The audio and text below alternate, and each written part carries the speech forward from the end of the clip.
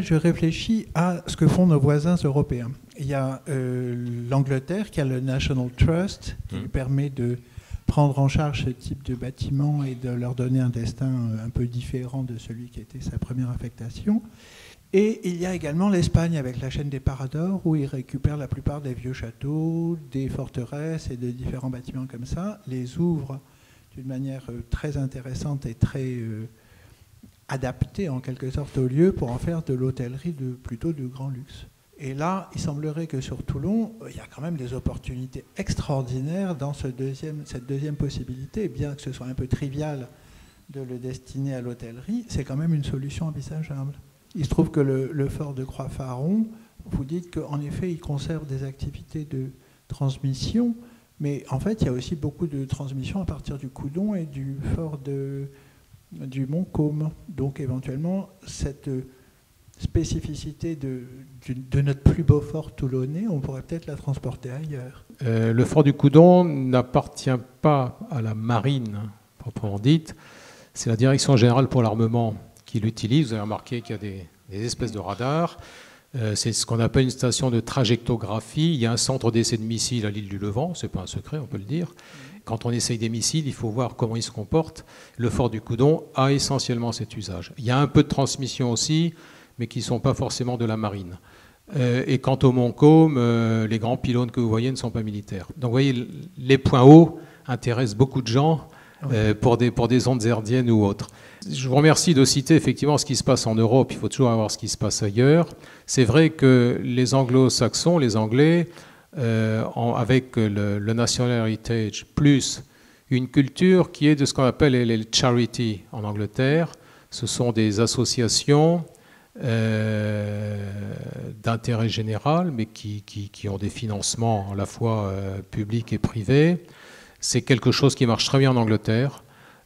Dans le cas du patrimoine maritime, la partie historique de l'arsenal de Portsmouth a été confiée également à un trust qui l'exploite. Il y a des centaines de milliers de visiteurs. Les Anglais ont une culture différente de la chose. Alors, vous citez le cas des Paradors en Espagne, c'est encore autre chose. Ça existe un petit peu en France. La citadelle de Belle-Île a été rachetée il y a quelques années par quelqu'un qui en fait une hôtellerie de luxe.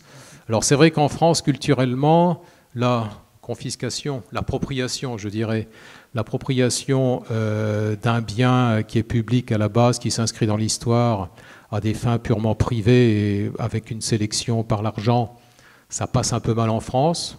Voir la piscine Molitor à Paris, il y a beaucoup de châteaux, et les châteaux étaient des propriétés privées à la base, et ça permet de les ouvrir au public, c'est vrai. En matière de fortification, on est sur une approche qui est un petit peu différente. Les fortifications ont été édifiées avec les impôts des Français pour leur défense, et la question qui se pose quelquefois, c'est est-il justifié de les privatiser? Alors, mais je suis d'accord, je pense qu'il faut une approche nuancée. On a besoin en fait de toutes les bonnes volontés. En plus, un ouvrage fortifié, s'il est protégé au titre des monuments historiques, ça va être difficile d'y faire n'importe quoi.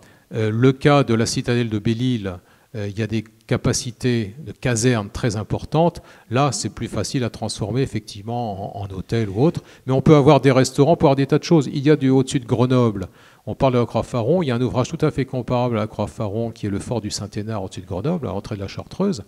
Il a été restauré par un mécénat d'entreprise qui a maintenant un restaurant, qui peut faire un peu de logement, et ça fonctionne très bien. Donc je crois qu'à la base, ce qui est indispensable, c'est la volonté. Ça, c'est ce que j'ai toujours dit. Si on a la volonté de ne pas faire, on est sûr qu'on ne fera pas.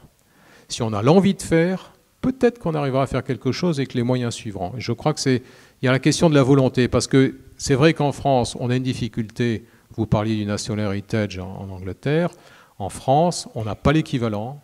La Fondation du patrimoine qui existe est plus un relais pour monter des dossiers, est un relais pour la recherche de mécénat, de partenariat, mais n'a pas vocation à gérer par elle-même des ouvrages. Donc c'est vrai qu'on a, sur le plan institutionnel, je pense qu'en France, on est un peu entre deux chaises, mais je crois qu'on a des idées en France, et si on a de l'envie, on peut y arriver. Et quand je regarde ce qui se passe du côté de la Charente-Maritime, quand je vois ce qui se passe du côté de la Bretagne et même du Nord, qui sont très riches en patrimoine fortifié, il se passe beaucoup de choses. Il y a la volonté. Donc, C'est à tout le monde d'agir pour que la volonté se concrétise, je crois. Il faudrait peut-être qu'une ou deux des associations qui sont ici se fendent d'un site pour mettre ça en place, peut-être, non?